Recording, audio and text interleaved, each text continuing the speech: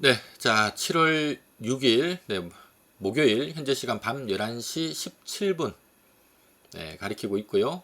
자, 방송에서 못다한 이야기, 네, 7월달 주목할 기업들이란 주제로 오늘 야간 공개 방송 여러분들과 함께 합니다. 저는 한국경제TV 1호 전문가, 네, 홀짝 박사, 네, 김은석이고요. 자, 오늘 좀 답답한 모습이 나오고 있습니다. 지금 뉴욕 증시가 개장을 했는데, 갭 하락해서 하락폭을 좀 키우고 있는 모습이 좀 잡히고 있네요. 자, 이래 되면 딱 금요일날 우리 증시 또 한번 내려앉는다 라는 얘기가 되는 건데, 아마 지금 굉장히 늦은 시간에도 불구하고 300분 넘게 많은 분들 지금 입장을 해주셨는데, 뭐 다들 종목들을 어쨌든 좀 들고 계실 거니까 지금 미국 시장 빠지는 거 보면서 기분이 좀 많이 우울하지 않을까. 지금 제가 잘못한 거 없는데 괜히 이 방송도 함께 하면서 마음 답답하지 않을까라는 생각이 좀 들고요. 근심 걱정 가득하게 오늘 이 시간 또 여러분들 함께 하지 않을까 싶습니다. 자, 근데 뭐 오늘 시장은 일단 뒤로 하고, 오늘 시장은 좀 뒤로 하고, 앞으로 증시 어떻게 될 것인지, 뭐 우리가 지금 내일 하루 시장을 갖고 얘기할 수는 없으니까요. 앞으로 시장 어떻게 될 것인지 다시 한번 좀 요약 정리를 해드리고, 그 다음에 그럼 어떤 쪽에서 또 기회를 좀 잡아야 될 건지, 오늘은 좀 7월달 시장 조정을 이용해서 좀 저가 매수에 나섬직한 그런 종목들이란 주제로 여러분들과 함께 할 테니까 참조하시고요. 자, 시황 관련된 얘기는 앞서 TV 방송을 통해서 충분히 설명을 좀 드렸기 때문에 요약만 좀 해드릴 수 있도록 하겠습니다. 자, 지금 코스피가 2600선 들어왔습니다. 지난해 10월 달에 코스피 2200이 깼다가 반등 나왔다가 연초에 또다시 한번 2200을 살짝 터치했다가 결국 시장은 좀 올라섰고요. 제가 여러분들께 작년 말 올해 연초에는 당시 2200이 깨질 때만 하더라도 시장에서는 2000 깨고 훅 내려간다라는 얘기를 많았습니다만은, 저는 한국경제TV 방송을 통해서 어차피 제가 매일 생방송을 통해서 진행하기 때문에 다 데이터가 방송했던 내용들은 다 지금 다시 보기 하면 다 있거든요. 제가 여러분들한테 강력하게 얘기를 드렸죠. 한국 증시 바닥 쳤다 라는 말씀 드렸고요. 단 바닥은 쳤는데 이게 지금 이렇게 올라갈 수 있는 상황은 아니고, 오르고 물량 소화하고 오르고 물량 소화하고 오르고 또 물량 소화하고 이런 과정을 거치면서 제가 올해 특히 3분기에 2800선 요까지 진입할 것 같다 라는 얘기를 드렸고요.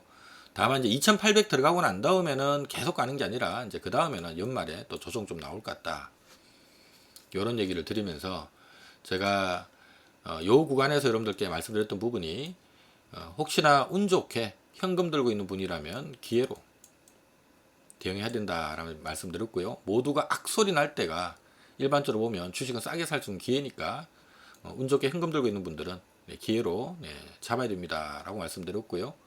혹시나 내가 주식에 잔뜩 물려 있는 분들은 버텨라. 여기서 손절하는 거는 바닥에다 주식 파는 거니까 버텨야 됩니다 라고 말씀드렸고요. 언제까지 버티면 되느냐, 지금 코스피 기준으로는 올해 한 2800까지는 올랐을 것 같으니까 그 시간까지 좀 버텨라 라는 말씀 드렸고요. 요 시간이 그럼 언제쯤이면 가능할 것 같습니까 라는 부분에 있어서는 일단 저는 2분기에서 3분기 넘어가는 요 시점, 2분기 3분기 넘어가는 시점이면 결국 이제 6월 달에서 9월 달까지를 얘기하는 거거든요. 요 시점이 좀 괜찮을 것 같다 라는 얘기를 드렸고요.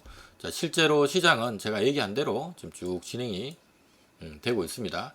다만 이제 최근에 6월 FMC를 앞두고 시장이 바짝 2600선을 뚫고 올랐었습니다만은 6월 FMC 이후에 다시 시장이 좀 조정이 나오고 있거든요. 또 반등 나오다가도 또 좀 조정이 나오고 있고, 자, 그 이유는 두 가지 이유인데요. 첫 번째는 매물벽. 우리가 코스피 2600은 매물이 많은 지역이에요. 지금 보시면 2022년도에 코스피 처음 무너질 때 2600에서 여러 차례 거의 반년을 지지 시도를 하다가 깨졌거든요. 여기 지금 매물이 장난 아니게 많겠죠. 그래서 매물이 좀 많은 지역이기 때문에 이걸 지금 뭐 바로 뚫고 2800 가기는 좀 버거워요. 2600 넘었으면 또 내려오고 또 넘었으면 내려오고 하는 이런 과정들을 우리가 흔히 이거를 이제 매물 소화를 위한 기간 조정이 필요하다라고 얘기를 하는데요. 네, 우리 판교개미님께서 내일 떨어지겠네요 라고 하셨는데요. 뭐 당연히 떨어지겠죠. 네.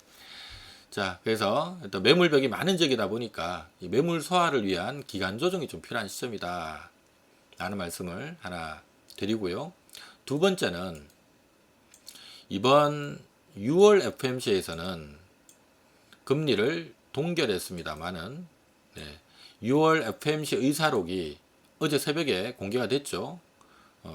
또 6월달 FMC 끝나고도 그런 얘기가 있었고요.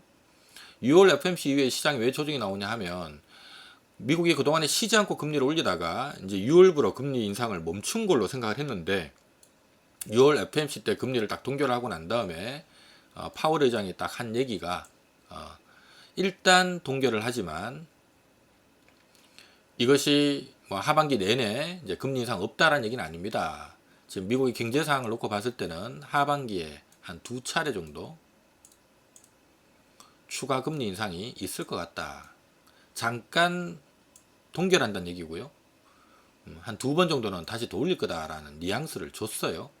하다 보니까 이제 6월 FMC 이후에 금리 또 다시 올린다니까 6월 FMC에서 금리 인상 멈출 것 같다라는 기대감이 올랐는데 막상 금리 인상이 멈추긴 멈췄는데 이게 영원히 멈춘 게 아니라 하반기 한 2번은 더 올려야 될 것 같다니까 당장 시장에서는 그럼 7월 달에 한번 올리고 연말에 또 한번 더 올리고 이러면 딱 2번이네. 지금 이런 분위기가 돼버린 겁니다. 이 얘기는 7월 FMC를 앞두고 금리 다시 올리겠네 라는 경계감이 붙어버린 거죠. 그래서 이 시장이 다시금 뒤로 꺼지고 있는 상황이고요. 이러면 이제 7월 FMC가 7월 23일이거든요. 하기 때문에 7월 FMC를 앞두고는 시장이 좀 바짝 달리기가 좀 힘들어요. 그래서 지금 일단 7월 FMC를 앞두고는 이 안에서 왔다 갔다 2600선을 중심으로 두고 좀 위로 멀어지면 내려와야 되고 아래로 멀어지면 올라와야 되고 좀 이런 흐름들이 좀 들어올 수가 있으니까 그 점 여러분들 참조를 하시고요. 그래서 대충 시나리오를 보면 좀 어떤 그림으로 그리면 되냐 하면요. 일단 이번에 여기서 좀 박스권 그럼 나오다가 7월 FMC 이후에 다시 한번 만약에 7월 FMC에서 금리를 올렸다. 그러면 시장이 살짝 실망을 하겠지만 대신에 금리 올해 한두 차례 더 올린다 그랬으니까 만약 7월 달에 금리를 올리면 남은 기간엔 금리 인상이 없거나 올려봐야 한 번 이러면 달러가 올라갈 이유는 없거든요. 그러면 다시 한번 고개를 들 수가 있다는 얘기고요. 만약에 7월 달에 금리를 안 올렸다.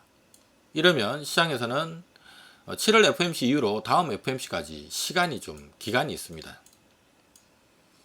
야 그러면 다음 FMC까지 기간이 있는데 뭐 금리 올릴 것처럼 잔뜩 겁을 주더니만 얘네들 그냥 립 서비스 한 거 아니야? 뭐 이런 맥락으로 해서 시장이 또 7월 FMC 이후로 오를 수가 있거든요. 그래서 지금 당장은 보면 일단 7월 FMC 회의를 앞두고는 조금 기간 조정이 좀 필요한 구간이고 FMC 회의 이후에 금리를 올리든 안 올리든 다시 한번 바짝 시세를 좀 주려고 할 가능성이 높고요. 요러다가 대신 이제 2800 들어가면 거기에서는 이제 연말에 조금 조정 나올 수 있다. 요렇게 방향을 잡으시면 됩니다. 그래서 시장 관련해 가지고는 그렇게 좀 말씀을 드리겠고요. 그 다음에 요거는 이제 여러분들 상식선에서 큰 그림에서 다시 한번 기억을 좀 해 놓으셔야 되는데 자, 요거는 시장 얘기니까 좀 짧게 핵심만 요약을 해 드리겠습니다. 여러분들이 이건 아셔야 돼요. 유동성 랠리 이후의 증시 패턴 요건 여러분들이 좀 알아두셔야 됩니다. 자, 유동성 랠리가 이게 주식시장의 돈의 힘으로 올라가는 걸 우리가 유동성 랠리라고 하는데, 유동성 랠리가 나오고 나면 그 다음 증시가 어떻게 흘러가는 게 통상적인 패턴인가, 이건 알고 계셔야 되고요. 그러면 이 유동성 랠리라고 하는 건 언제 나오냐 하면요, 일반적으로 위기가 터져서, 이 위기를 가만히 두면 안 되니까 이 위기를 극복하기 위해서 금리 낮추고, 이걸로만 안 되니까 돈을 풀거든요. 양적 완화를 하거든요. 이러면은 금리 낮추고 돈 풀면 달러 가치는 급락하게 되겠죠. 달러가 급락하게 되면 달러를 보유하기보다는 달러 대체 자산 쪽으로 돈이 이동을 하겠죠. 흔히 말해서 주식시장 쪽으로 돈이 들어오는 겁니다. 그래서 우리가 위기가 터지고 난 다음에 위기를 극복하기 위해서 금리를 제로까지 내리고 돈 푸는 행위, 이 행위가 있을 때 시장에는 달러가 떨어지면서 달러를 대체하는 자산 쪽으로 돈이 이동하면서 주식시장에 유동성 랠리가 나오는 건데, 우리가 1998년 이후로 한국 증시의 유동성 랠리가 총 몇 번이 있었느냐? 3번이 있었습니다. 바로 IMF 외환위기 터졌을 때 미국이 금리 낮추고 돈 풀었고요. 2008년 미국 금리위기 때 미국이 금리 낮추고 돈 풀었었고, 2020년 코로나 위기 때 코로나를 핑계로 미국이 금리 낮추고 돈을 풀었죠. 이때마다 이 위에 있는 게 원달러 환율인데요. 금리 낮추고 돈 푸니까 달러는 무조건 떨어집니다. 달러가 쭉 떨어지고요. 달러가 쭉 떨어지고, 달러가 쭉 떨어집니다. 달러가 쭉 떨어지면 달러를 대체하는 자산 쪽으로 돈이 이동하면서 주식시장에 유동성 랠리가 나오는 거고요. 단 이 유동성 랠리가 나오고 난 다음에는 주가는 어떤 흐름이 나오냐 하면요, 유동성 랠리 이후에 달러가 안 올라가면, 자, 달러가 안 올라간다는 얘기는 무슨 얘기가 되나요? 돈이 빠져나갈 한계가 아니라는 얘기입니다. 달러가 올라가게 되면 주식보다 달러가 낫겠죠. 주식을 때리게 돼요. 근데 유동성 랠리 이후에 달러가 안 올라가면 돈은 빠져나가진 않지만 대신에 주가가 이만큼 올랐다는 게 뭘 의미하나요? 비싸졌다는 얘기거든요. 하니까 주가가 이미 금리 낮추고 돈 풀어가지고 미래 경기 좋아질 거, 미래 기업들 실적 좋아질 거를 선반영해 있는 상태니까 들어가자니 비싸고 떨어지자니 돈이 빠져나가는 환경은 아니고, 이런 주가는 어떻게 되느냐? 상승폭의 일부를 반납하고 보통 상승폭의 절반 위에서 박스권이 체질 변화가 생길 때까지 한 4년에서 6년 정도 박스권이 보통 들어와요.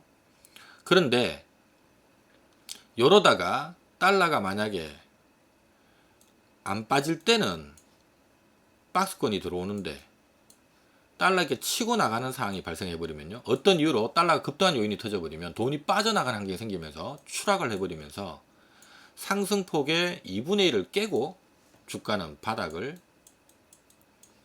만드는 겁니다. 지금이 딱 그런 현상이라고 제가 말씀드렸죠. 유동성 랠리 이후에 작년, 그러니까 2021년도는 달러가 크게 오르진 않았거든요. 이때는. 그래서 시장이 이렇게 박스권이 떨어졌던 건데, 2022년 2월 달에 러시아 우크라이나 전쟁 터지면서 물가 치솟다 보니까 어쩔 수 없이 막 금리를 가파르게 올리면서 달러가 급등을 해버렸죠. 이러면 돈 빠져나가는 환경이 생기면서 무너지는데, 이러면 얘기했던 것처럼 상승폭의 절반을 깨고 조정이 나오게 되고요. 여기에서 이제 바닥을 잡게 되는 겁니다. 그래서 앞으로 시장이 이제 어떻게 흘러갈 것인가 라는 부분에 대해서는 제가 작년 말부터 여러분들께 이 그림을 계속 보여드리면서 말씀드렸던 부분이, 한국 증시가 달러가 올라가지 않았다면 우리 증시는 이런 흐름이 나왔을 건데, 지금 달러가 이 기간에 급등하는 요인이 발생을 해버렸기 때문에 증시는 지금 이 그림이 나온 겁니다 라는 얘기를 드렸고요. 그러니까 지금 이 흐름이 나와버렸기 때문에 우리는 지금 이 그림이 나와버린 거예요. 그래서 한국 증시는 제가 2000년대 초반 우리 한국 증시 흐름 요거 그대로 따라갑니다 라는 얘기를 드리면서요, 지금 여기가 어딘가라는 부분에 대해서 여기다 라는 얘기를 드렸죠. 그래서 제가 말씀드렸던 부분이, 바닥은 쳤다. 바닥은 쳤는데 바로 V자로 올라가는 게 아니라 이렇게 바닥에서 오르고 내리고 왔다 갔다 하면서 요 바닥 따지기 구간이 이렇게 가면서 저점이 이렇게 올라가는 거예요. 이렇게 가다가 달러가 다시 한번 톡 떨어지는 상황이 발생을 하거든요. 저는 요게 올 3분기에 한번 지금 요러고 있다가 한번 싹 떨어질 거라고 봐요. 아마 7월달 금리를 올리든 뭐 그 이후에 금리를 올리든 어쨌든 간에 한번 하반기 한 차례 또는 두 차례 더 올리고 나면 한 차례 정도 더 올리고 나면 이제 마지막 한 번 남았네. 그 다음에 물가 진행되는 상황 봐서 내년에는 다시 금리를 좀 내려주겠네. 그러니까 내년에 금리 내린다는데 달러가 올라갈 수는 없거든요. 요거를 선반영하면서 달러가 한번 톡 떨어질 건데, 달러가 톡 떨어지는 요 구간에는 돈이 또 달러보다는 달러 대체자산 쪽 이동하면서 약세장인데도 불구하고 이렇게 랠리가 나옵니다. 이걸 우리가 흔히 미니 유동성 랠리라고 하고요. 흔히 약세장에서 주가 오른다. 이 수급적인 요인들 때문에 주가 오른다고 해서 우리가 베어마켓 랠리라고 얘기를 해요. 그래서 제가 여러분들한테 이번 2분기, 3분기 진행되는 과정 속에 이렇게 한번 또 떨어지는 모습이 들어올 거고, 이러면 여기 이렇게 올라서 그래서 2800까지 간다 라는 얘기를 드렸던 거고, 다만 이후에 시장이 계속 가느냐 그건 아니고요. 여기 보면 또 조정 나오죠. 왜냐하면 계속 가기에는 경기가 지금 상황이 그걸 따라주질 못하는 거예요. 하기 때문에 이렇게 올라갔다가 다시 또 연말에는 2800 하고 나면 연말 연초에는 또 조정 나오는 이런 흐름들이 좀 들어오고, 또 그러다 보면 또 반등 또 좀 들어오겠고 하면서, 근데 이 아직은 박스권이 좀 더 가야 된다는 얘기예요. 우리가 흔히 지금 큰 틀에서 보면은요, 큰 틀에서 보면 유동성 랠리가 한번 들어오고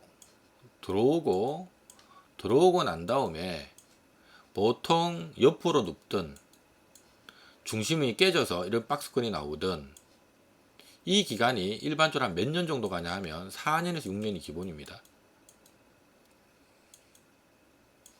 체질 변화가 생길 때까지는 박스권으로 가는 거예요. 그래서 제가 2021년 코스피 3300 진입했을 때, 자, TV 방송에서 얘기했던 얘기가 아직도 뭐 그대로 녹화 방송이 돌아다니고 있는데요. 지금 한국 증시 3300 가니까 또 뭐 4000, 5000 얘기 나오는데, 그 얘기는 마치 이때 2000 간다는 얘기랑 이때 3000 간다는 얘기랑 같은 얘기다. 지금 여기서 4000, 5000 얘기하는 거는 같은 논리다. 그러니까 그런 얘기는 무시하라 그랬고요. 앞으로 한 4년에서 6년 치루한 박스권을 여러분들 보게 될 겁니다 라는 말씀을 드렸던 거고, 그게 이제 달러가 안 올라가는 환경이면 이 1번 패턴으로 가는 거고, 중간에 달러가 한번 치솟고 가는 패턴이 되면 2번 패턴으로 가는 건데, 지금 현재는 2번 패턴으로 가고 있는 겁니다 라는 얘기를 드렸던 거예요. 그래서 주식시장은 여러분들이 냉정하게, 우리 주식 투자를 하는 입장에서 주식은 매일 올랐으면 좋겠습니다. 하지만 과거 우리가 과거는 미래의 거울이라고 하잖아요. 과거 주식시장의 역사를 통해서 우리가 공부했던 것처럼 보통 10년에서 15년 사이클에 꼭 위기는 터지기 마련이고, 위기 터지면 달러가 급등하면서 증시는 추락을 하는 거고요. 근데 이렇게 해서 증시가 추락을 하게 되면 이거를 방치하지 않는다 그랬습니다. 이럴 때는 금리 낮추고 돈 풀고 하면서요, 흔히 말하는 부양책을 펼치게 되고, 이 과정 속에서 금리 낮추고 돈 푸니까 달러가 쭉쭉 빠지는 흐름들이 나오고, 달러 빠지면 외국인 입장에서는 한국 주식 들고 있으면 그 주식이 안 올라도 수익이 나요. 환차익이. 그러니까 달러가 빠진 만큼 원화가 오르는 거고, 따라서 내가 그 주식이 안 올라도 환차익이 난다는 얘기입니다. 근데 주가도 오르면 어떻게 될까요? 환차익도 먹고 평가익도 먹으니까 외국인들 입장에서는 이 달러가 떨어지는 구간에는 한국 증시에 무조건 뛰어들어옵니다. 무조건 뛰어들어와서 유동성 랠리를 만들어내는 거고요. 단 유동성 랠리가 들어오고 나면 이제 뭔가 미래에 어떤 좋은 거를 미리 선반해 버렸기 때문에 그 다음 시세를 붙이기 위해서는 약 체질 변화가 생길 때까지 한 4년에서 6년간의 지루한 박스권이 펼쳐지는 거고요. 이 박스권이 펼쳐지는 과정에 달러가 안 올라가면 상승폭의 절반 위에서 기간 조정이 떨어지는데, 달러가 이렇게 올라버리면, 이러면 상승폭의 절반을 깨고 바닥을 잡는다라는 얘기를 드렸고요. 지금 우리 주식시장은 만약에 달러가 안 올라가고 여기서 계속 왔다 갔다 하는 흐름들이 러시아 우크라이나 전쟁이 터지지 않았더라면 이런 흐름들이 나오면서 상승폭의 절반 위에서 이런 기간 조정이 지금 들어왔을 건데, 이게 올라가는 상황이 발생을 하면서 중심을 깨고 바닥을 잡은 겁니다. 이게 시장이 흘러가는 원리고요. 그래서 앞으로 어떻게 될 것인가 라는 부분에 대해서는 이 그림 그대로 따라간다 라고 생각을 하시면 됩니다 라는 말씀 드리면서요, 올해는 제가 작년 말 요 위치가 여기입니다 라고 말씀을 드렸고요. 앞으로 어떻게 갈까요? 바닥은 다진 거고, 바닥은 잡은 거고, 다가 미니 유동성 랠리 한번 달러 똑 떨어질 때 미니 유동성 랠리가 한번 들어올 거고, 그 숫자를 저는 2800 정도까지 올해 2, 3분기에 보고 있습니다 라는 얘기를 드렸던 거고요. 다만 그 지역 가고 나면 다시 또 밀립니다. 연말에 다시 좀 밀릴 것 같다. 그리고 그 다음에 아직 박스권 몇 년 더 가야 된다 라는 얘기를 드리는 거예요. 하니까 우리 판교개미님께서 금리 내년엔 내릴까요? 라고 하셨는데요. 이거는 뭐 제 생각을 얘기하기보다 지금 뭐 전 세계적으로 이 통화정책에 관심이 많은 학자들이 많잖아요. 지금 절대 미 연준 입장에서는 내년에 금리 내린다라는 얘기 못해요. 내년에 금리 내린다라고 얘기했다가는 야 달러가 쭉 빠져버리겠죠.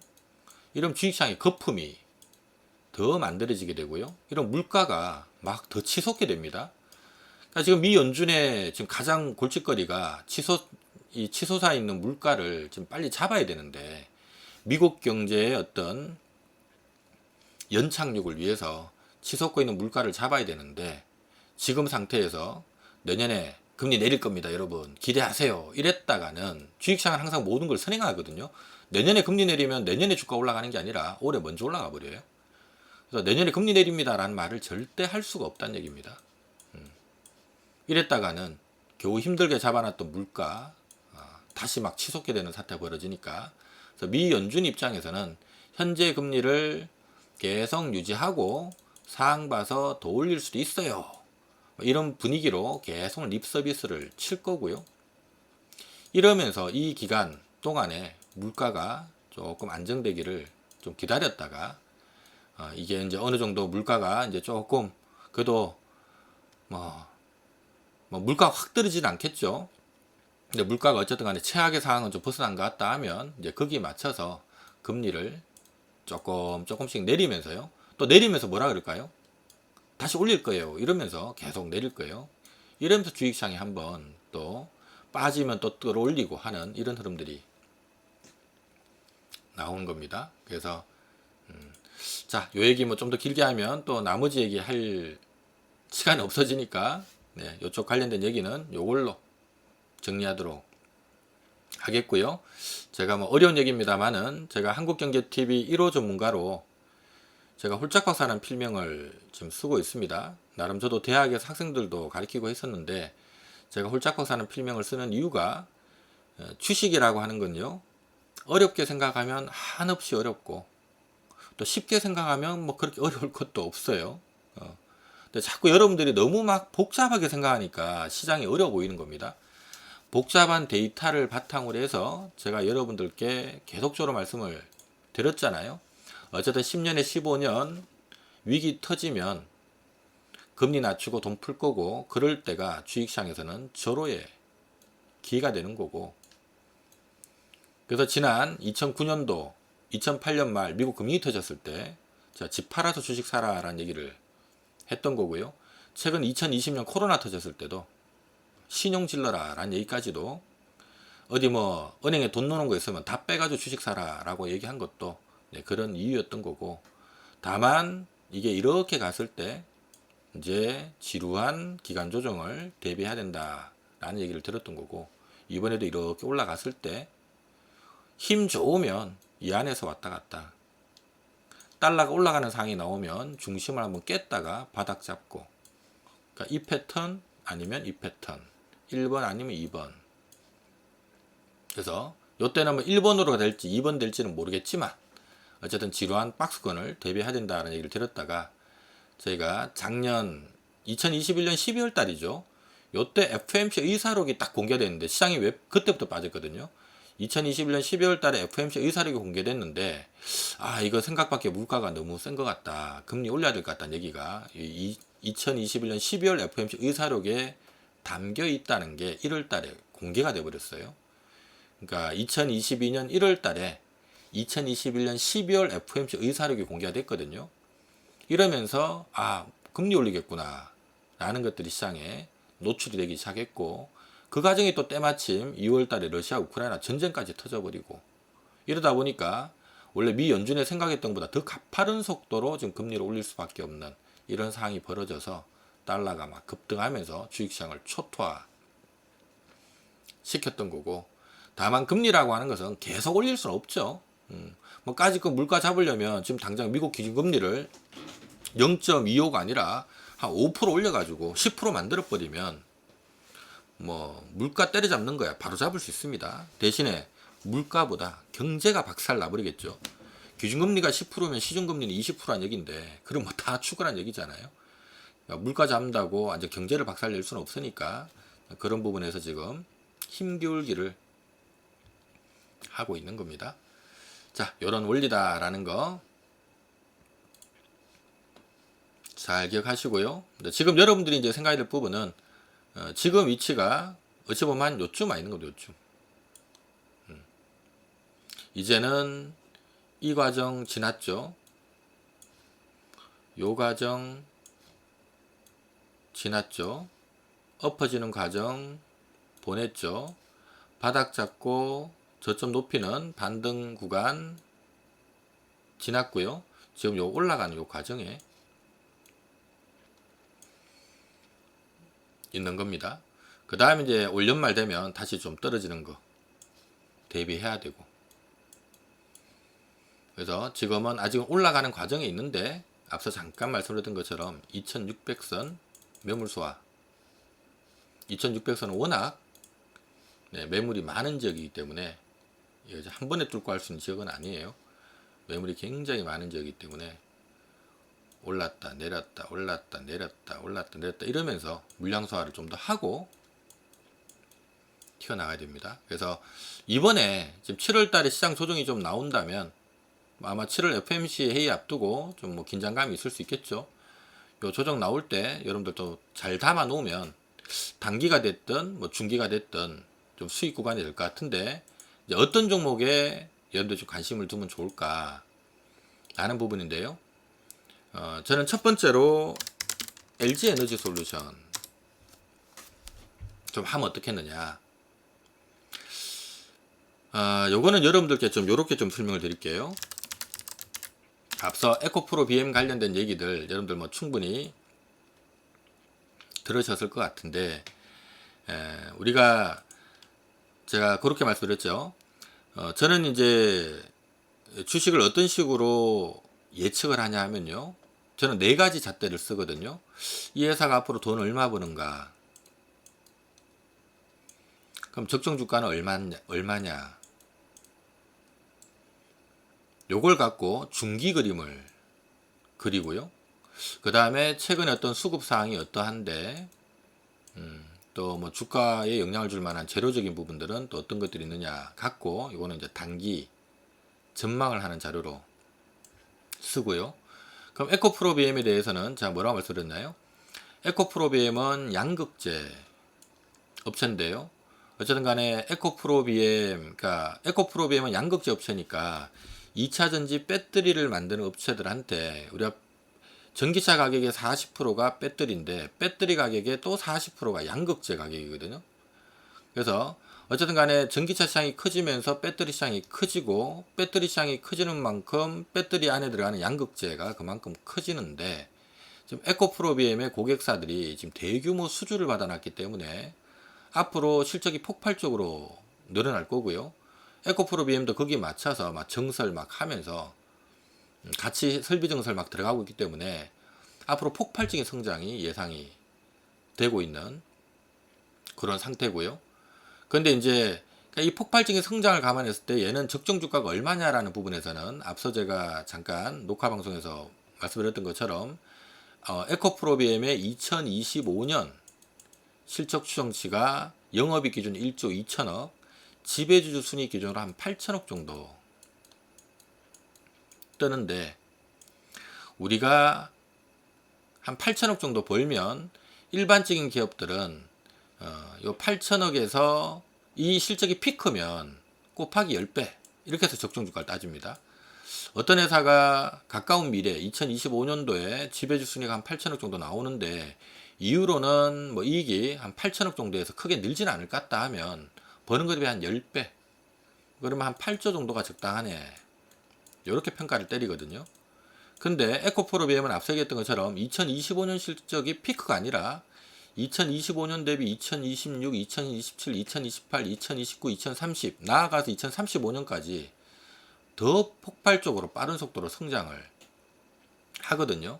하기 때문에 시장에서는 요거 곱하기 추가적인 어떤 성장에 대한 할증 한 40배를 준다라는 말씀 드렸고요. 그러면 48이 32 해서 지금 목표 시가총액을 한 32조 정도. 올해 주가는 가까운 미래 2025년도 실적에다가 그 실적 이후로도 성장할 수 있는 부분에 대한 할증 프리미엄까지 받아서 한 32조 정도를 시장에서 목표가로 제시를 하고 있다 라는 말씀을 드렸고요.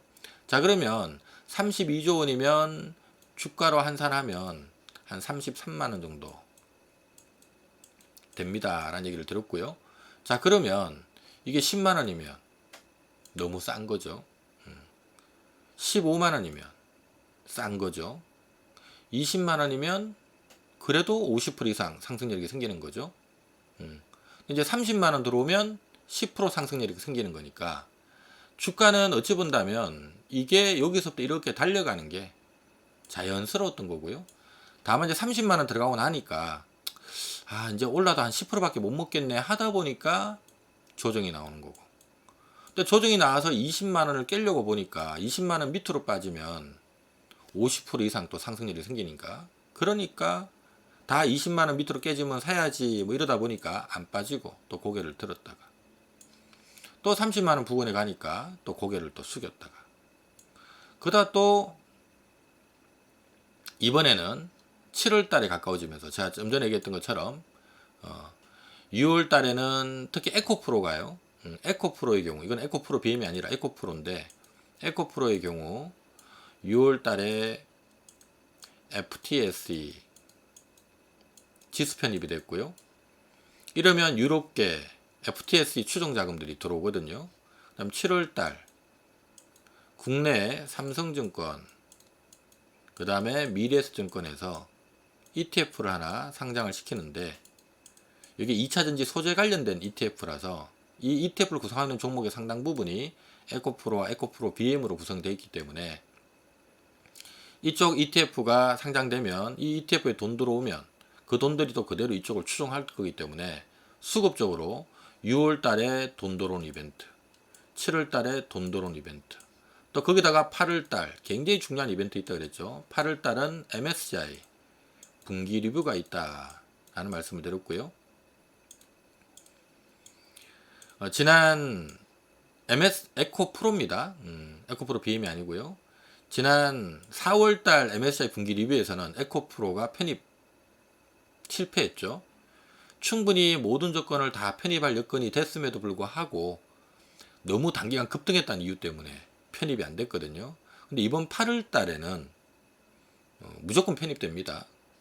하니까 이게 편입이 되면 8월 31일자로 MSCI를 추종하는 자금들이 에코프로가 MSCI 들어오게 되면 그 덩치가 있으니까 그 덩치만큼 추정 자금들이 뛰어 들어와야 되고, 실제로 패시브펀드 자금들이 들어옵니다. 근데 이 결정을 언제 하느냐, 편입되는지 안 되는지 결정을 8월 10일 날 하기 때문에 아마 8월 10일부터 막 들어오겠죠, 미리. 근데 이걸 지금 8월 10일 날 결정이 되는데 이걸 거의 100% 편입된다는 거를 다 알고 있다는 얘기입니다. 7월 달부터 먼저 들어올 가능성이 높다는 겁니다. 그러면 7월 달은 ETF 모멘텀도 있는 데다가 이 모멘텀이 같이 붙어 버렸으니까 박스권은 박스권이지만 이번에는 살짝 에코프로 기준으로는 전고점을 뚫을, 100만을 뚫을 가능성.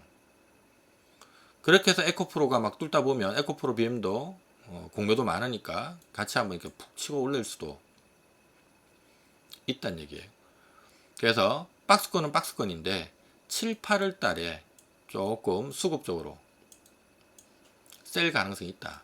이런 수급적인 부분, 제로적인 부분들 때문에 7, 8월 달에 좀 셀 수가 있고, 그다음에 이제 어디까지 갈지는 저도 모르겠어요. 근데 그러고 난 다음에 8월 달에 편입되고 나면 이벤트 끝나버리면 9월 달, 10월 달은 확 빠지겠죠. 9월 달, 10월 달에 한번 크게 출렁일 가능성이 있습니다. 그래서 우리가 어떤 기업의 주가를 예상하는 그림 그리는 부분들이 이렇게 그림을 그린 거예요. 이 회사가 돈을 앞으로 얼마나 벌 것인지, 이걸 기반으로 해서 적정 주가가 어느 정도 되는지 보면, 아, 이 회사 목표 주가 어디까지 오르겠구나라는 그림이 나오고, 아, 이까진 가겠구나라는 그림이 나오고요.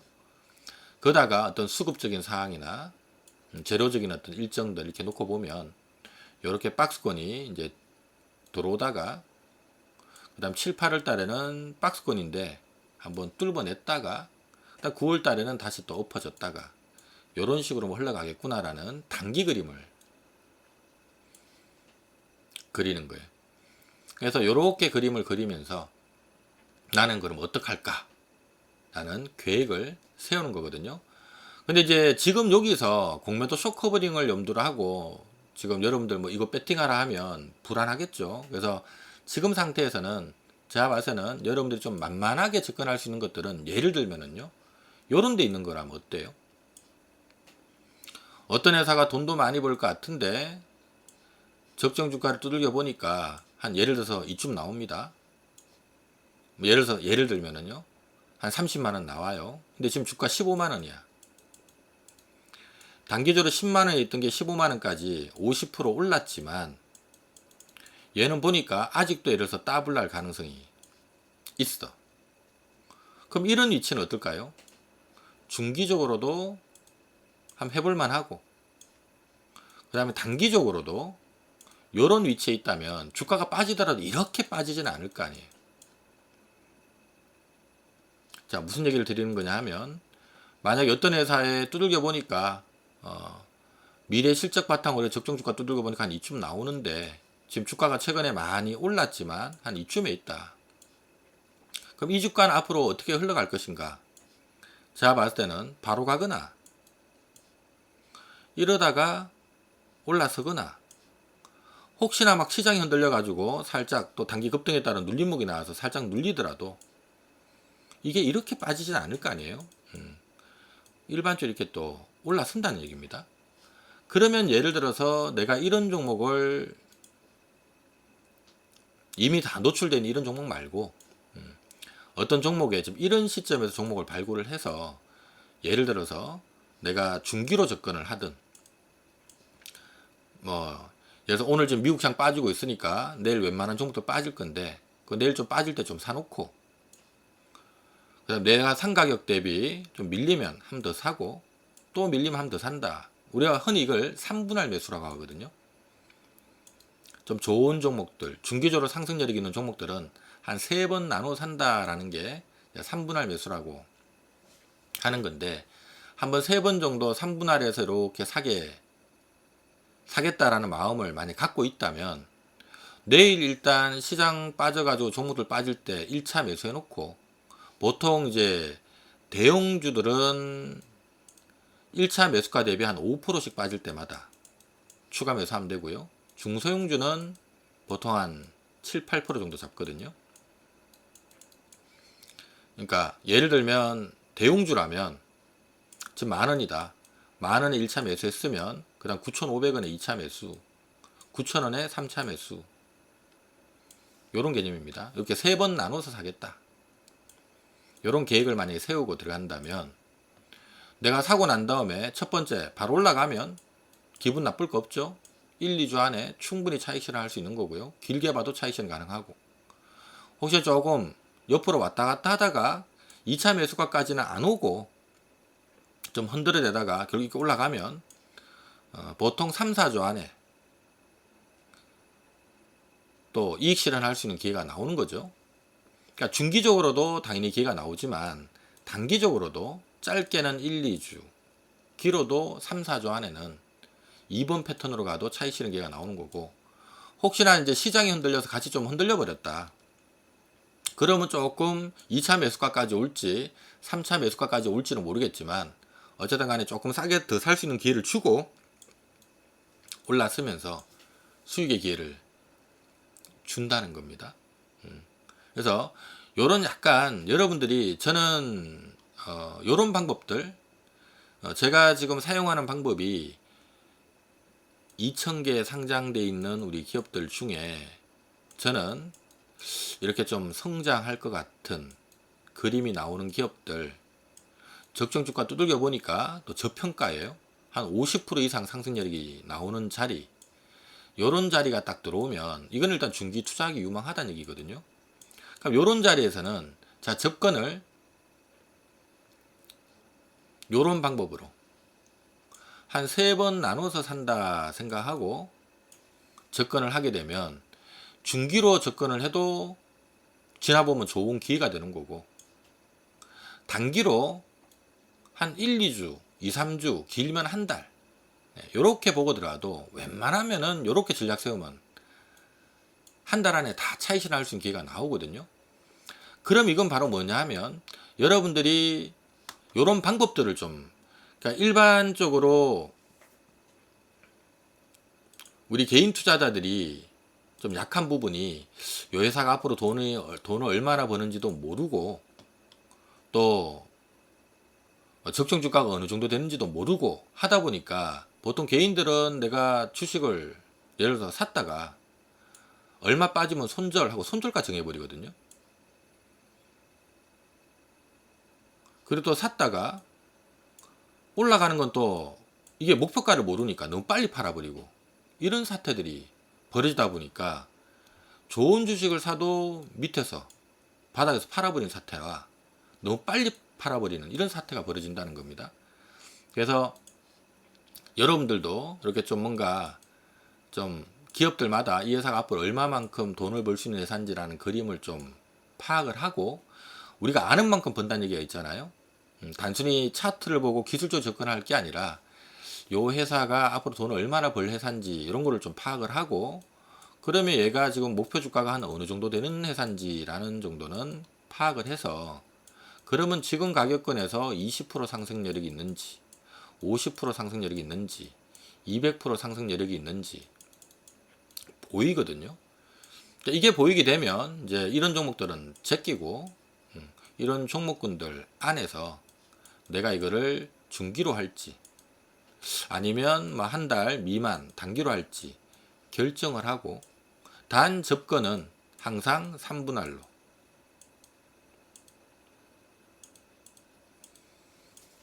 이렇게 하다 보면 좀 편한 마음으로 접근도 가능하고 승률도 상당히 올릴 수가 있습니다. 그래서 이런 것들을 좀 배우려고 하는데 좀 시간을 많이 할애하자라는 얘기를 좀 드리고 싶고요. 그래서 아무튼 제가 앞으로 여러분들께 이런 부분을 도와드릴 수 있는 부분은 최대한 좀 도와드릴게요. 우리가 주식장에 상장되어 있는 수없이 많은 이런 기업들 중에 뭔가 좀 성장할 수 있는, 이 회사 짧게는 2, 3년, 길게는 4, 5년 좀 성장 그림 나온다 하는 기업들, 그 다음에 이런 기업들 적정주가 두들겨 보니까 밸류를 봤더니만, 근데 얘는 성장하는 거 맞는데 주가 선반영해서 지금 20% 상승 여력이 있네 하는 기업도 있지만, 얘는 100% 상승 여력이 있네, 얘는 300% 상승 여력이 있네 하는 것들이 분명히 보일 거거든요. 그래서 제가 이런 종목들을 찾아와서 회원분들한테 사라 팔라 이렇게 제가 자문 서비스를 하면서 이제 유료 자문 서비스를 지금 하고 있는데, 제가 이번에 또 유튜브 채널도 저희가 처음으로 개설했기 때문에 앞으로 이 유튜브 채널을 통해서 여러분들께 좀 이런 종목들 제가 뭐 다 알려드리지 못해도 중간중간에 좀 같이 공유해도 될 만한 좋은 기업이다 하는 것들은 네, 여러분들께도 유튜브 채널에 좀 공유를 해드릴게요. 그 공유할 때는 이런 내용들이 들어갈 거예요. 이 회사가 뭘 하나 회사인데 이런 이유 때문에 앞으로 얼마만큼 돈을 벌 것 같은지, 이 정도 돈 벌면은 적정 주가가 한 이 정도 되는데 지금 주가는 그래서 한 300% 상승력이 있다. 이런 것들을 여러분들이 뭐 자산의 일부 좀 중기 투자를 이렇게 한번 접근하시면 좋습니다. 라는 이런 종목들, 자, 유튜브 채널을 통해서 좀 공유를 해드릴 테니까 참조하시고요. 지금 요 유튜브 채널 관련해 가지고는 제가 지금 여기 채팅창에 올려드렸는데요. 제가 지금 올려드렸는 거 클릭하면 바로 제 유튜브 채널로 갈 수 있습니다. 그게 들어가셔가지고 구독 신청해 놓으시면 무료니까, 네, 유튜브 채널 들어가서 구독 눌러 놓으시면 제가 이런 좋은 정보들 올려놨습니다 하고 안내 메시지가 갈 테니까, 네, 구독 신청해 놓으시면 될 것 같고요. 이거 뭐 눌렀는데 나는 뭐 이상한 거 나오는데요 하시는 분들은 유튜브 채널에서 직접 찾으셔도 되고요. 저는 지금 눌러보니까 잘 나오고 있는 것 같은데, 혹시나 난 눌렀는데 안 나온다 하시는 분들은 유튜브에서 홀짝박사만 치면 안 되고요. 홀짝박사만 치면 제가 한국경제 방송한 것들이 많이 떠서 홀짝박사 김문석 이렇게 치면, 네, 여기 있네. 여기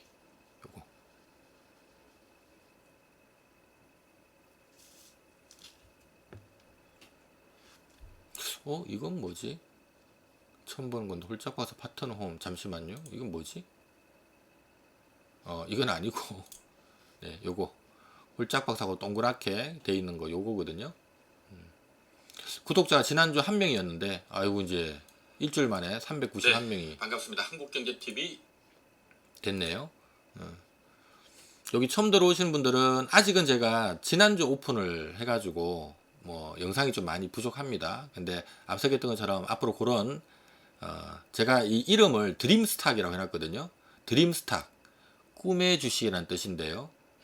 제가 앞으로 요 유튜브 채널 통해서 드림스탁, 꿈의 주식이 될 만한, 따따블 날 만한 종목들에 대한 영상을 제가 한 번씩 발굴해서 요 종목 따블 날 것 같아요 하는 것들, 왜 그런지라는 영상들을 올려드릴 테니까 또 여기 구독 신청 해놔야만이 여러분들이 안내 메시지를 받을 수 있고요. 그리고 그 외에도 여러분들 스스로 할 줄 알아야 되거든요. 성장하는 기업을 찾는 방법이라든가, 또 기업들 적정주가 계산하는 방법이라든가, 또 차트 보면서 매매 타이밍 잡는 방법이라든가, 그런 교육 영상도, 예, 지금 제가 일부 영상은 요 홀짝박 스페셜 코너에 올려놨거든요. 근데 이런 것들도 한 번씩 보시고, 또 추가된 어떤 그 교육 영상들도 좀 업데이트를 해드리고 할 테니까 참조하시기 바랍니다. 자, 시간이 많이 된 관계로 바로 종목 몇 개 불러드리고 마무리 하겠는데요. 자, 첫 번째는 LG에너지솔루션. 자, LG에너지솔루션은요, 자, 이것도 네 박자를 보면 됩니다. 앞으로 성장하는가, 적정 주가는 얼마인가, 수급은 어떠하며, 재료는 어떠한가, 이렇게 봤을 때요. 지금 LG에너지솔루션은 지금 성장 점수는 뭐 거의, 점수를 적어 볼까요? 아이고, 지워져 버렸네. 자, 성장 점수는 거의 100점이고 100점.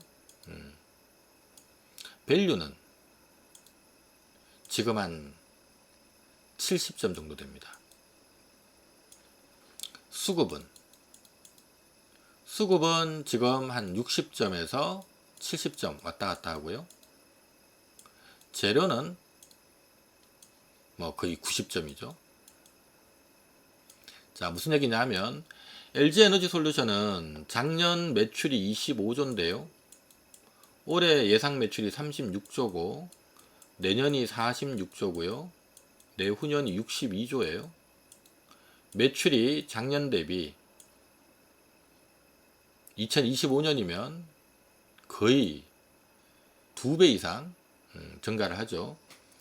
자, 영업이익 기준으로는요, 작년에 1조 2천억 벌었는데 올해 예상이 한 3조, 내년이 5조, 내후년이 한 8조 넘어설 걸로 좀 기대를 하고 있고요. 지배주주 순이익 기준으로는 작년에 7,600억 벌었는데 올해 한 2조, 내년에 한 3조 5천억, 내후년에 한 5조 5천억 정도 나올 거거든요.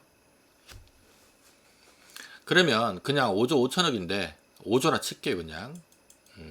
2025년도에 지배주주 순이익 기준으로 한 5조 정도 번다 치고, 자, 첫 번째 성장하는가? 성장은 지금 보시는 것처럼 2025년까지 성장은 이렇게 성장하는 기업은 없어요. 대한민국에. 폭발적인 지금 성장이. 일반적인 기업들로 우리가 따지면 보통 일반적인 기업들은 올해 한 1조 벌면은요 2, 3년 후에도 1조예요 그냥. 뭐 예를 들어서 뭐 우리가 대부분의 내수 관련된 기업들 올해 1조 벌면 2, 3년 후도 1조지 지가 뭐 달라질 건 없겠죠. 일반적인 기업들은 이렇게 이익이 잘 안 납니다. 근데 지금 LG 에너지 솔루션은 뭐 내용들은 다들 아시는 것처럼 지금 수주 잔고가 작년 말 기준 수주 잔고가 360조고요.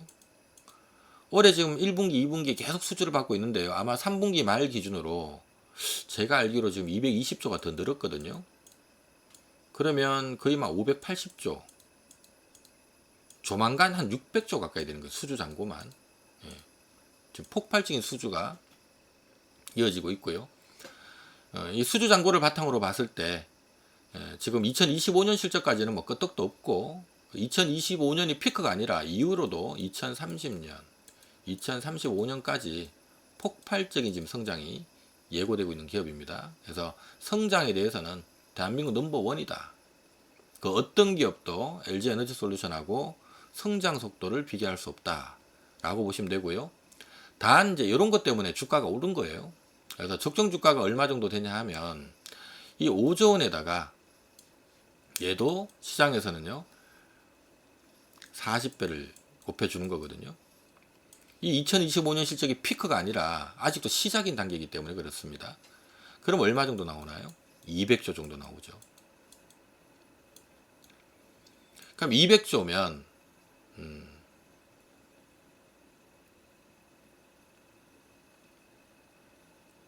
200조면은요 지금이 얼마냐 하면 지금 56만 5천 원인데 지금 얼마냐 하면 지금 132조거든요.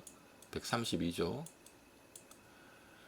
기억하시는 분들은 아마 기억을 하시겠지만 제가 LG 에너지 솔루션은 여러분들이 딴 거 복잡하게 생각하지 말고 여기 45만에다 줄을 한번 꺼봐라 라는 얘기를 제가 한번 드린 바가 있고요.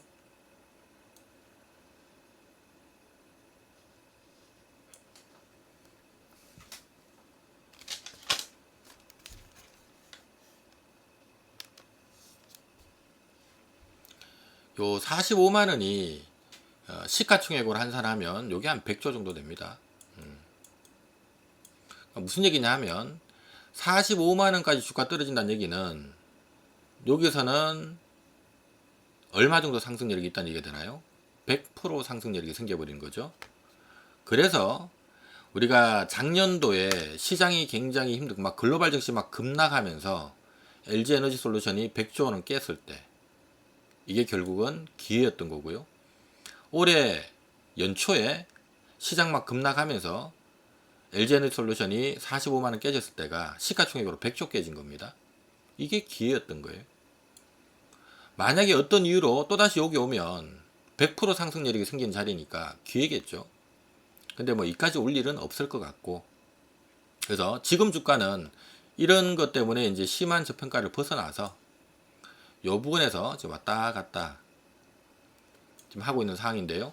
지금 이제 132조니까 지금도 어찌 본다면 아직 상승률이 한 60% 나오는 자리거든요. 하니까 뭐 100% 나오지 않으니까 100점은 아니지만 그래도 한 60% 정도 상승률이 있으니까 한 70점 정도는 된다는 얘기고요. 다만 최근에 왜 이 주가가 올랐다가 이 부근에만 오면 올라가고 잠깐 흔들리더라도 또 올라가고 이 부근에 오면 자꾸 올라가려고 하죠. 왜 그럴까요? 이 주가가 이렇게 빠지면 어떻게 되나요? 빠지면 빠질수록 지금은 상승률이 60%인데 주가 더 빠지면 70%, 더 빠지면 80% 상승률이 커지니까 그래서 주가가 안 빠지는 거예요. 우리가 주가가 한 단계 레벨업 하고 난 다음에 이렇게 박스권 나오는 종목들의 특징은 미래 실적에 대한 기대감 때문에 올랐다가 이제 단기 급등에 따른 좀 조정이 나오다가 여기서 이제 더 빠지면 싸져 버리니까, 그래서 하방을 잡고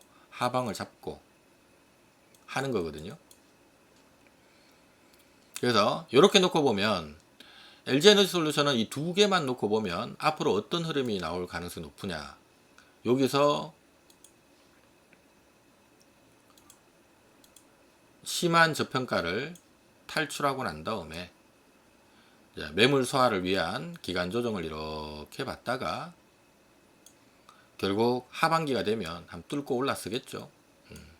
그런 그림으로 봐야 되고요. 근데 이제 지금은 수급 점수가 안 좋다 그랬습니다. 성장이라는 것 자체가 매 분기 발표되는 실적, 또 앞으로 추가 수주권들도 있고 이런 모든 것들이 좋은 재료가 되는데, 다만 수급적으로 지금 약간 불리한 부분은 LG에너지솔루션은 이제 오버행 이슈에 빠져 있거든요. 지금 LG화학이 최대 주주로 있는데, LG화학이 LG에너지솔루션 지분을 뭐 83%인가 엄청 들고 있잖아요.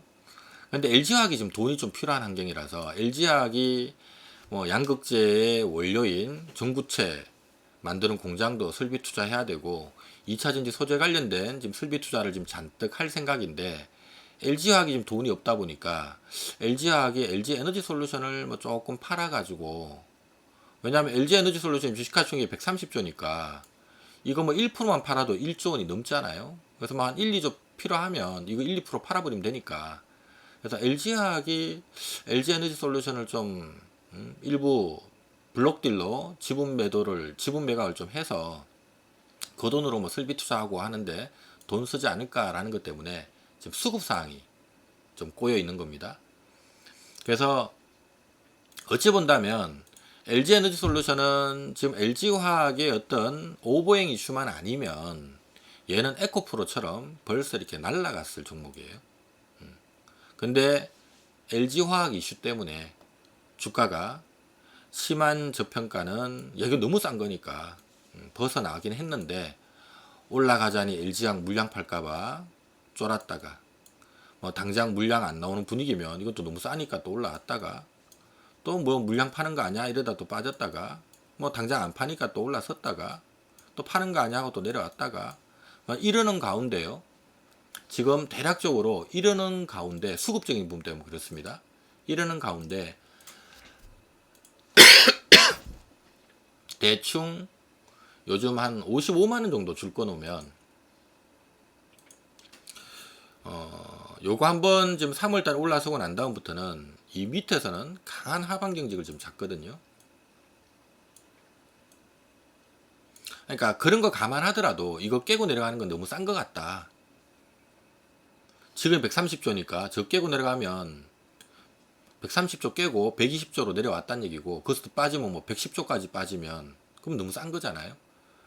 하다 보니까 이 부분에서는 좀 중기적인 관점으로 본다면 결국 그런 오버행 이슈를 소화하면서까지 결국은 신고가를 낼 거라 보니까 요런 자리에서는 좀 중기 관점으로 여러분들이 들어가도 즉 분할 매수하기에 괜찮다는 얘기고, 아니면 단기적으로 들어가더라도 예를 들어서요, 만약에 이제 오늘 밤 미국 시장 빠지는 분위기인데 내일 LG에너지솔루션이 좀 흔들린다, 그럼 나는 내일 한번 잡고, 자 대용주니까 5% 빠질 때마다 난 한 번씩 더 잡아야지, 이런 마인드로 만약에 LG에너지솔루션을 여러분들이 내일 접근을 한다면 결과는 어떻게 될까요?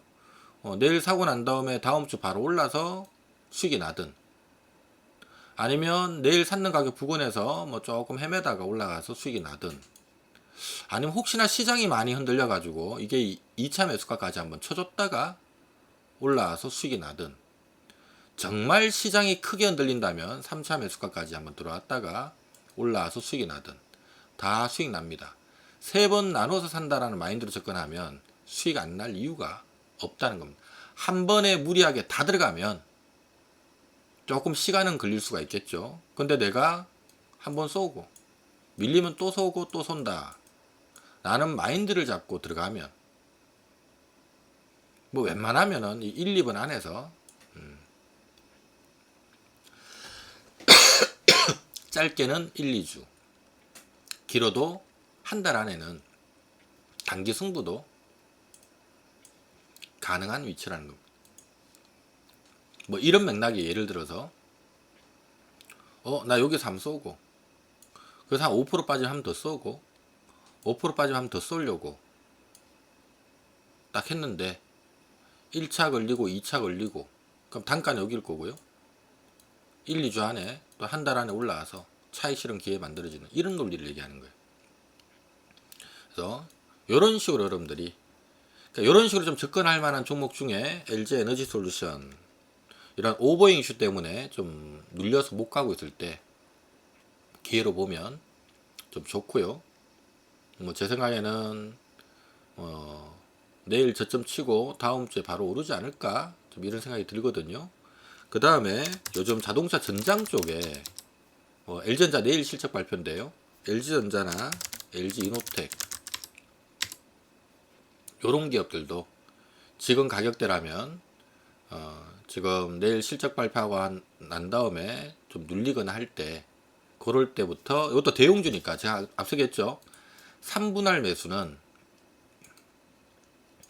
대용주는 1차 매수한 이후로 첫 번째 산 가격 대비 5% 빠질 때마다 2차, 3차 들어가면 되고요. 중소용주는 한 7에서 8% 간격으로 잡으면 되거든요.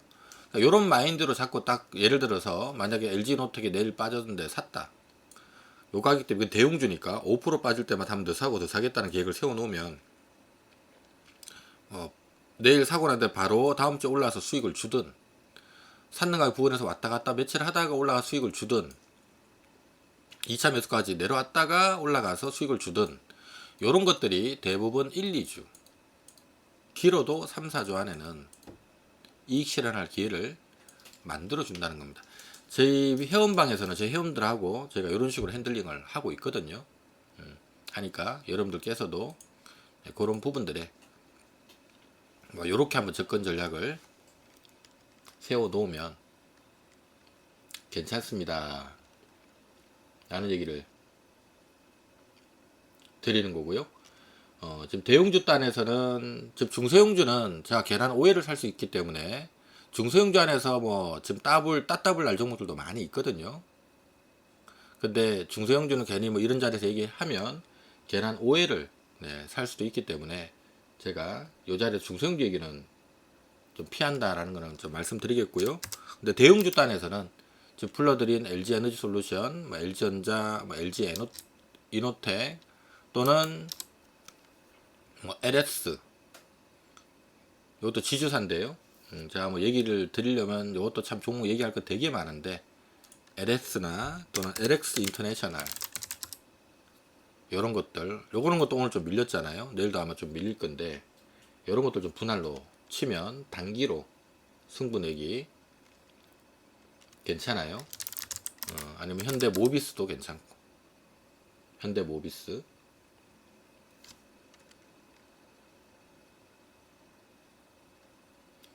아주 짧게 볼 거면 다음 주에 또 나토 정상회담 있으니까 방산주는 길게 끌고 나갈 건 아닌데 LIG 넥스원 같은 거 이거는 다음 한 주를 보고 들어가도 괜찮고요. 또는 한국 콜마나 화장품 ODM 업체 중에 한국 콜마나 코스맥스 같은 기업들 요런 것들도 좀 내일 조정 나올 때 1차 매수해 놓고 그 가격 기준으로 해서 5%씩 빠질 때마다 2차 3차 더 산다 생각하고 이렇게 딱 접근을 하면 아마 짧게는 1, 2주 길어도 한 달 안에는 다 아마 여러분들 수익률이 이제 얼마인가 하는 게 관건인 거고요. 여러분들 차익 실현할 수 있는 기회들 줄 것 같아요. 그 점 여러분들 참조하시고요. 요거 지금 3분할 매수하는 방법들 여러분들 좀 제가 살짝은 지금 언급을 드린 건데 이게 기업 가치를 알면 이게 좀 더 잘 보일 거거든요. 근데 이제 제일 중요한 게 이런 컨셉이에요. 코스맥스가 내년에 예상 순이익이 1000억이거든요. 이 회사는 15배 평가를 받아요. 그러면 1조 5천억이죠. 지금 주가는 1조 100억입니다. 그럼 지금 가격권에서 길게 보면 50% 상승 여력이 있어요. 보통 한 50% 정도 상승 여력이 생기는 자리가 딱 들어오면 주가는 지금 올랐습니다만은 그래도 한 50% 정도 상승 여력이 들어온 자리에 이렇게 들어오면은요, 이것도 이제 물량사도 좀 했기 때문에 이런 자리에서는 이렇게는 안 빠져요. 살짝 밀리더라도 이렇게 움직이거든요. 그럼 이런 자리에 이제 분할 매수 잡아놓으면 1, 2주, 3, 4주 안에는 다 차익 실현할 수 있는 타이밍을 만들어 준다는 얘기입니다.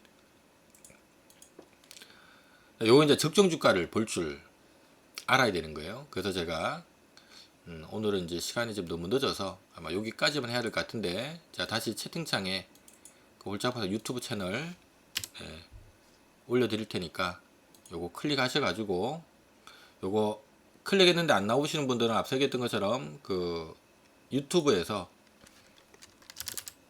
홀짝박사 김문석까지 쳐야 됩니다. 요렇게 쳐서 요렇게 생긴 아이콘, 홀짝박사하고 생긴 요 아이콘 클릭하시면 되고요. 아무튼 여기 반갑습니다. 한국 들어오셔가지고 우선은 요런 기본기가 좀 딸리시는 분들은 요 밑에 홀짝박사 스페셜이라고 있는데요. 요 홀짝박사 스페셜 코너에서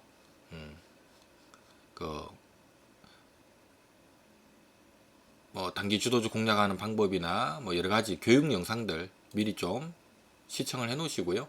제가 또 좋은 교육 영상과 또 좋은 종목들 많이 올려드릴 테니까 구독 신청해 놓으면 앞으로 제가 아마 라이브 방송도 여기서 할 거예요. 실시간 라이브 방송도 여기서 좀 진행하고 할 거니까. 아이고 벌써 구독자가 400명으로 늘었네요. 지난주까지 1명이었는데 고맙습니다. 자, 아이고 시간이 지금 12시가 넘어간 게로 오늘은 여기까지 지금 해야 될 것 같고요. 지금 뭐 우선은 뭐 원래 중소형주에서 항상 더 기회가 나옵니다만은 좀 괜한 오해를 살까봐 중소형주 얘기는 좀 피하고 있습니다만은, 저희 또 홀짝박사 유튜브 채널에서는 뭐 중소형주들도 저희가 좀 소개를 드릴 테니까 그 점 참조를 하시고요. 그래서 오늘 미국 시장 제법 빠지고 있는데 좀 분위기가 내일 우리 시장 좀 흠악할 걸로 예상됩니다만은, 제가 좀 전에 말씀드렸던 내용들 참조하셔가지고 시장의 큰 방향 잊지 마시고, 또 단기 접근할 수 있는 좀 전에 말씀드렸던 종목들 접근 전략 그대로 해서 접근하면 아마 뭐 다음 주 안에도 바로 다 이익 실현 가능하지 않을까라는 생각이 드네요. 자, 지금 12시 25분 가리키고 있고요. 자, 시간이 많이 늦어진 관계로 오늘은 여기까지만 함께 합니다. 오늘 늦은 시간까지 함께 해주신 여러분들께 다시 한번 감사드리겠고요. 우리 홀짝박사 유튜브 채널 새롭게 오픈했으니까 여러분들 많은 지금 참여해 주시고요. 반드시 구독, 뭐 좋아요는 안 눌러도 되는데 구독은 눌러놔야 제가 어떤 영상 올려놨을 때 알림 서비스 받을 수 있으니까 반드시 구독 신청해 놓으시기 바랍니다. 자, 지금까지 한국경제TV 1호 전문가 홀짝박사 김문석이었습니다. 고맙습니다.